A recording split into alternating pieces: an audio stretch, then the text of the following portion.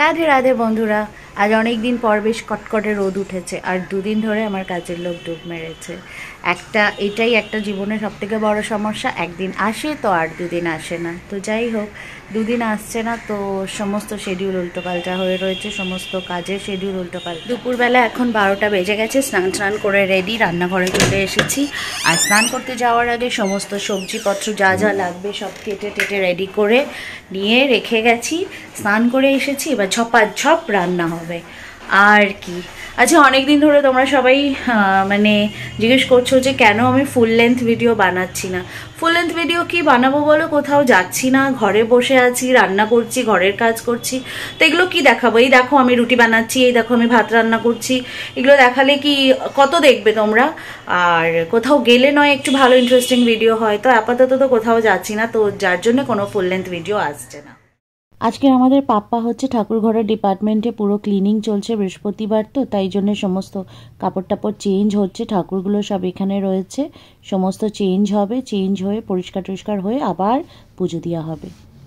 স্নান টান করার আগেই দুপুরে রান্নার সমস্ত কাটাকুটি জোগাড় করে রেখে গেছি। আর দেখতেই পাচ্ছ কি কি কেটে রেখেছি। শিমের ঝাল করব, আলু পনির দিয়ে ফুলকপি দিয়ে একটা তরকারি করব, মাছ করব, আর হচ্ছে পেঁয়াজকলি ভাজা করব। তো এই হচ্ছে রান্নার মেনু। আজকে রান্না শুরু করে দিয়েছি। আর এই যে সবথেকে বিরক্তিকর ব্যাপার, এই জন্যেই না আমি রান্নায় পনির একদম ভাজতে পছন্দ করি না। কী যে হয়ে যায়, পনির ভাজতে গেলেই যে এত মানে কড়ার মধ্যে লেগে যায়। তেলটা কিন্তু আমি একদম গরম করে নিয়েছি, তার সত্ত্বেও লেগে গেল। দুপুরবেলা রান্না খাওয়া দাওয়া সমস্ত কিছু শেষ হয়ে গেছে, হাত মুখ ধুয়ে চেঞ্জ ফেঞ্জ করে নিয়েছি। এখন এই 4:30 প্রায় বাজে। আর একটা কালকের বাজার থেকে নতুন ফল আনা হয়েছে,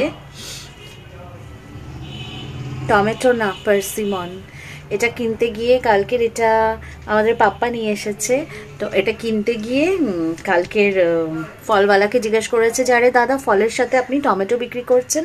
তো ফলওয়ালা বলেছে না দাদা, এটা টমেটো না, এটা পার্সিমন। ভাবলাম ফলটা এখন কেটে খাবো, তারপরে দেখছি যে না, তাতাই নেই বাড়িতে, তো নতুন কিছু আসলে পরে। আর একটাই নিয়ে এসেছে এক্সপেরিমেন্ট করার জন্য, কেমন হবে খেতে। যদি অখাদ্য হয় তাহলে তো পুরো ওয়েস্ট হয়ে যাবে। আর কি দাম এক একটা ফলের। তো যাই হোক, তাতাই নেই যেহেতু, তো এখন কাটারও কোনো সিন নেই। ও আসুক, তারপরে ওকেই কেটে টেস্ট করানো হবে দুজনকে। আর এই দেখো আমার পেছনে দেখেছো, দুনিয়ার সমস্ত কাপড় রয়েছে পরে, ভাঁজ করতে হবে। কাজের মাসি দুদিন ধরে আসছে না, তো আজকে ভাঁজ করতে হবে। তো আজকের ব্লগটাকে এখানেই শেষ করছি, আর বেশি লেন্দি করছি না, ভালো লাগছে না, আর কিছু বলার নেই। তো ঠিক আছে, আপনাদের সাথে আবার নতুন একটি ব্লগে দেখা হবে। Till then do take care of yourself, हंसते रहिए, मुस्कुराते रहिए, और मुझे अपनी दुआओं में याद रखिए। हरी बोल।